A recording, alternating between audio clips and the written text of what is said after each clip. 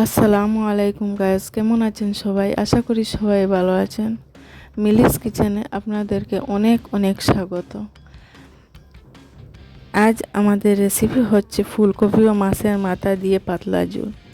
গরম গরম ভাতের সাথে ফুলকপি ও মাছের মাথা দিয়ে পাতলা ঝোল হলে আশা করি আর কিছু লাগবে না। কী পদ্ধতিতে বানালে এর টেস্ট কিন্তু অনেকটাই বেশি হয়, আজ আমি করে দেখাবো।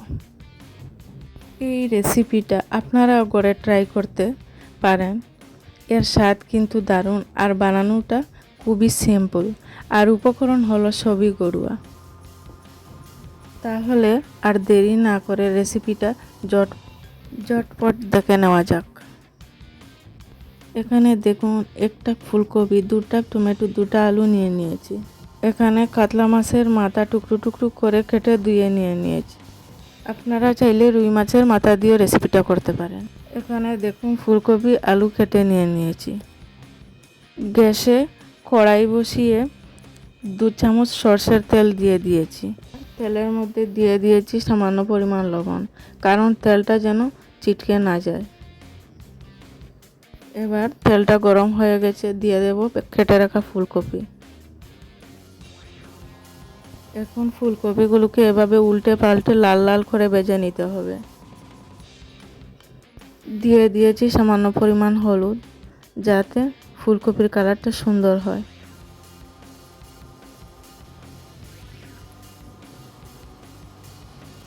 দেখুন, ফুলকপিগুলো ভাজা হয়ে গেছে, এবার নামিয়ে নেব।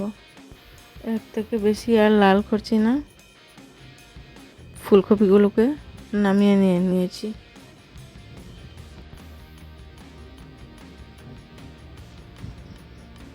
আবারও কড়াইর মধ্যে 2 চামচ সরষের তেল দিয়ে দিয়েছি।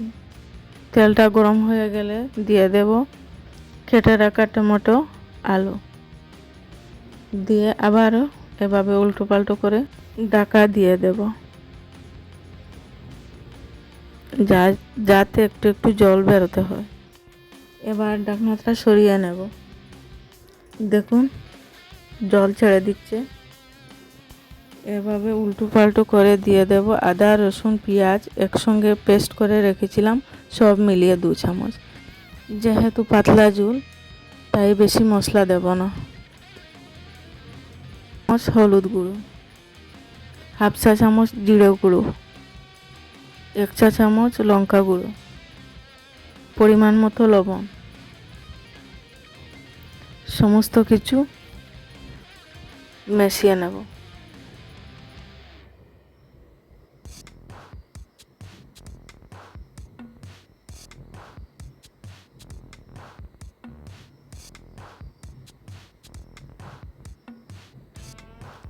মেশানো হয়ে গেছে, দিয়ে দেব সামান্য পরিমাণ জল।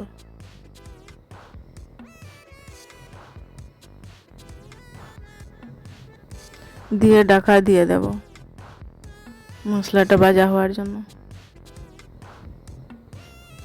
দেখুন, সবজিগুলো ভাজা হয়ে গেছে, মশলার সঙ্গে ভালো করে কষিয়ে নেব। এবারে দিয়ে দেব ভেজে রাখা ফুলকপি।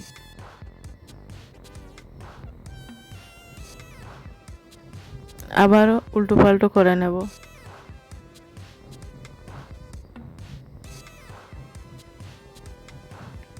দিয়ে দেব পরিমাণ মতো জল, দিয়ে ঢাকা দিয়ে দেব। 15 মিনিট কুক হতে হবে। এদিকে মাছের মাথার মধ্যে লবণ হলুদ দিয়ে মেখে নেব।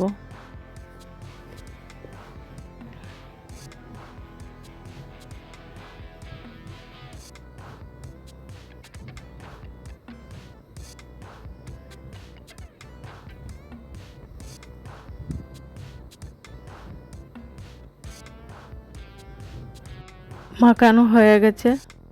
এবার গ্যাসে কড়াই বসিয়ে দিয়ে দিলাম 2 চামচ পরিমাণ সরষের তেল, দিয়ে দিলাম মাছের মাথাগুলো। একে একে দিয়ে দিলাম মাছের মাথাগুলো।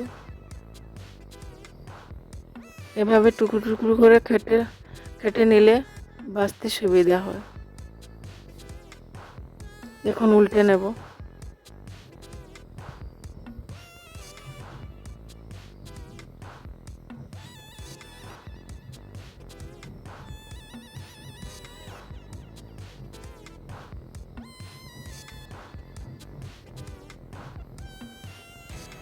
এক সাইড ভাজা হয়ে গেছে, আবার উল্টে নেব।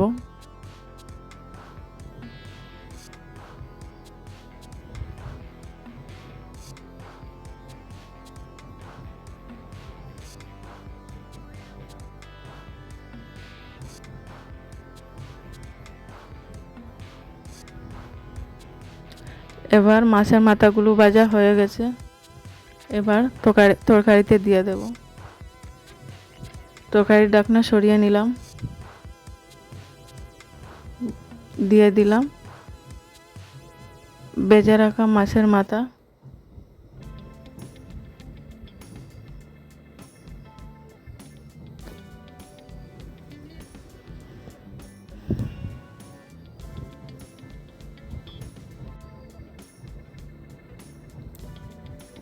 মাথাগুলো দেওয়া হয়ে গেছে, এবার ঢাকনা দিয়ে দেব আরও 10 মিনিট রান্না হওয়ার জন্য। 10 মিনিট হয়ে গেছে, এবার ঢাকনাটা সরিয়ে নেব। রান্না হয়ে গেছে মাছের মাথা ফুলকপি। রেসিপিটা কিন্তু একেবারে রেডি হয়ে গেছে। এবার গ্যাসের ফ্লেমটা অফ করে নেব।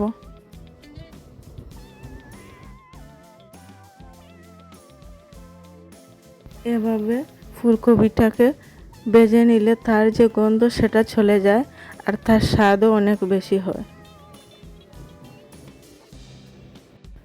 রেসিপিটা শেষ পর্যন্ত দেখার জন্য আপনাদের অসংখ্য ধন্যবাদ। রেসিপিটা বাড়িতে অবশ্যই ট্রাই করবেন, আমাকে কমেন্টে জানাবেন খেয়ে কেমন লাগলো। আর চ্যানেলটাকে সাবস্ক্রাইব করার অনুরোধ রইল এবং পাশে থাকা বেল আইকনটিকে প্রেস করে নেবেন। আমি যখন নতুন কিছু আপলোড করব সবার প্রথমে আপনাদের কাছে পৌঁছে যায়। ভালো থাকুন, সুস্থ থাকুন, আল্লাহ হাফিজ।